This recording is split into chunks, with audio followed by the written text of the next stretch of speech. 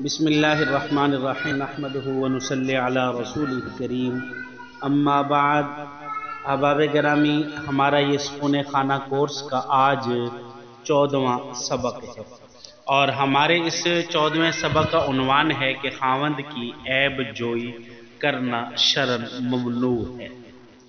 دیکھیں، بیوی کو چاہیے کہ خاوند کی عیب جوئی نہ کرے اور نہ ہی بدتمیزی والی زبان استعمال کرے، بلکہ اپنے آپ کو اپنے خاوند کی غیبت سے بچائے، اور خاوند میں کوئی ناپسندیدہ عادت بھی ہو تو اسے دوسروں میں بیان نہ کرے۔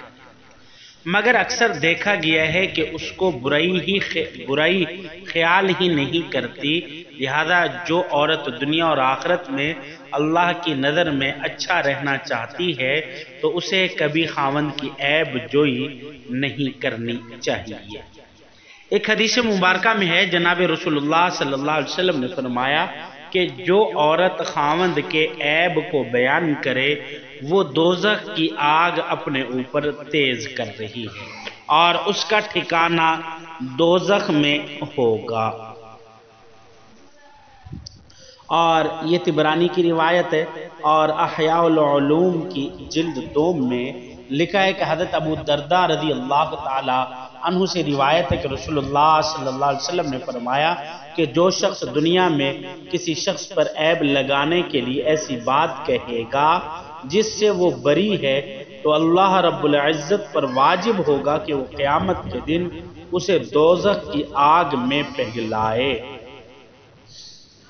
اور اگلی حدیث بہقی کی ہے، حضرت عبد الرحمن بن غنم اور حضرت اسماء بنت یزید رضی اللہ تعالیٰ عنہما سے روایت ہے کہ نبی کریم صلی اللہ علیہ وسلم نے فرمایا کہ اللہ کے بندوں میں سے بہترین وہ ہیں کہ جب انہیں دیکھا جائے تو اللہ یاد آ جائے، اور اللہ کے بندوں میں سے برے وہ ہیں جو چغلی کے لیے چلنے والے اور دوستوں میں جدائی ڈالنے والے اور پاک باز لوگوں کے عیب ڈھونڈنے والے ہیں۔ حضرت ابی ہریرہ رضی اللہ تعالیٰ عنہ سے روایت ہے کہ ایک بار حضرت صلی اللہ علیہ وسلم نے ایک مجلس میں مردوں کو مخاطب کر کے پوچھا کہ تم میں سے کوئی ایسا شخص ہے جو اپنی بیوی کی راز کی باتیں پوشیدہ رکھتا ہے؟ لوگوں نے جواب دیا کہ ہاں یا رسول اللہ، ایسے لوگ ہیں۔ تب جناب رسول اللہ صلی اللہ علیہ وسلم نے پوچھا کہ کیا تم میں سے کوئی ایسا بھی ہے جو اس فعل کو لوگوں سے بیان کرتا پھرے، یعنی اپنی بیوی کے رازوں کو لوگوں کے سامنے بیان کرتا پھرے؟ تو میں نے اپنی بیوی کو ایسا کیا ویسا کیا، اس قسم کی باتیں، اور یہ سن کر لوگ خوش رہیں۔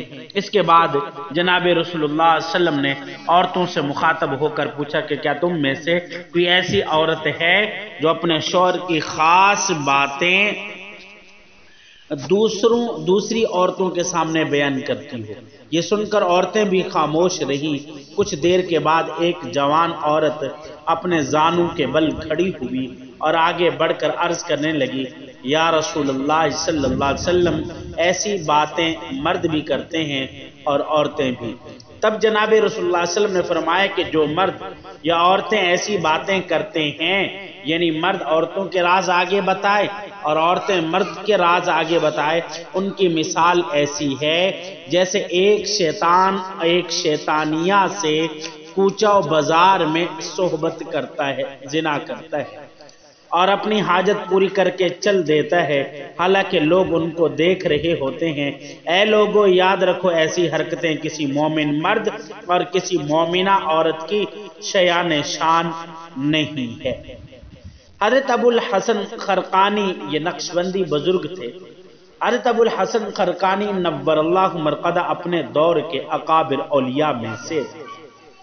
ایک دفعہ ان کا واقعہ ہے کہ شیخ الرئیس ابو علی سینا، یہ سائنسدان مشہور، آپ کی خدمت میں حاضر ہوئے۔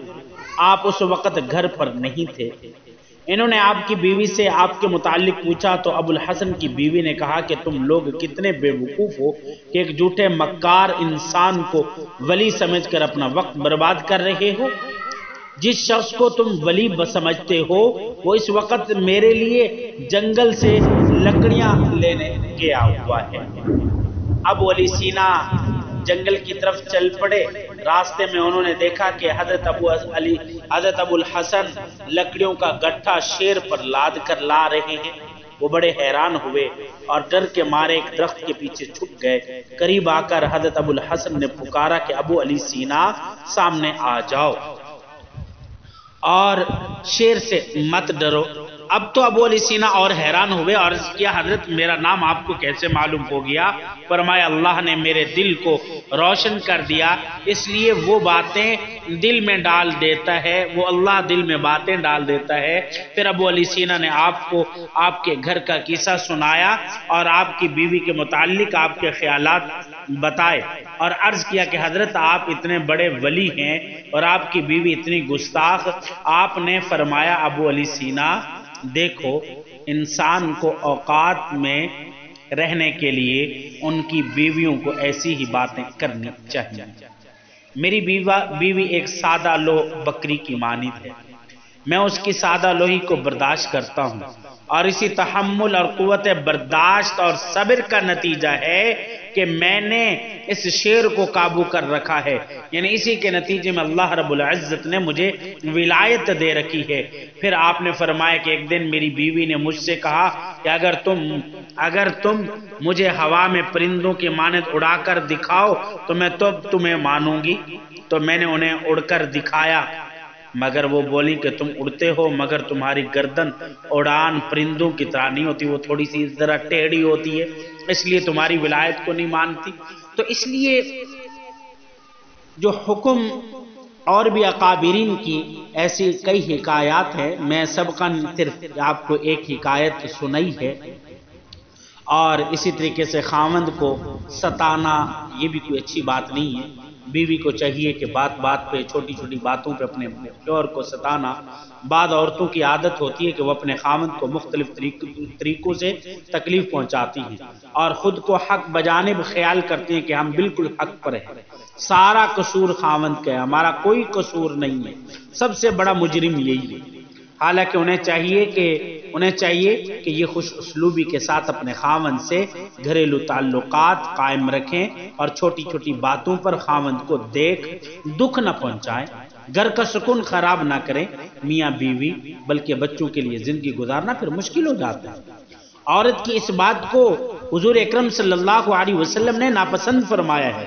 حضرت معاذ بن جبل رضی اللہ تعالیٰ عنہ کا بیان ہے کہ رسول اللہ صلی اللہ علیہ وسلم نے فرمایا کہ جب کوئی عورت اپنے خاوند کو تکلیف پہنچاتی ہے تو حوروں میں سے اس کی بیوی کہتی ہے کہ اسے تکلیف نہ دے، اللہ تجھے ہلاک کرے، کیونکہ یہ تیرے پاس چند روز کے لیے مہمان ہے، ان قریب یہ تجھے چھوڑ کر ہمارے پاس آ جائے۔ یہ ابن ماجہ کی حدیث ہے۔ اس حدیث سے پتہ چلتا ہے کہ اہل ایمان کو اگلے جہان میں جنت میں داخل کیا جائے گا اور یہ جنت سکون اور چین کا مقام ہے۔ اس جنت میں ہر جنتی کو مسرت ہی مسرت حاصل ہوگی، غم اور پریشانی بالکل نہیں ہوگی۔ جس طرح دنیا کی زندگی میں پریشانی ہوتی ہے اور اس جنت میں مومن مردوں کے لیے اپنے نیک صالح بیویاں ہوں گی اور ان کے علاوہ جنتی حوریں بھی ہوں گی اور جو اس مومن مرد کو ہر اعتبار سے سکون پہنچائیں گی۔ تو اس لیے چھوٹی چھوٹی باتوں پہ اپنے گھر کے سکون کو ختم نہ کیا جائے، اپنے گھر کے سکون کو برباد نہ کیا جائے، تحمل کے ساتھ زندگی گزاری جائے، صبر کے ساتھ زندگی گزاری جائے اور ایک دوسرے کی چھوٹی چھوٹی باتوں کو برداشت کرنے کی کوشش کی جائے۔ دعا کیجئے کہ اللہ رب العزت ہمیں نیک عمل کرنے کی توفیق عطا فرمائے۔ وآخر دعوانا الحمدللہ رب العالمین۔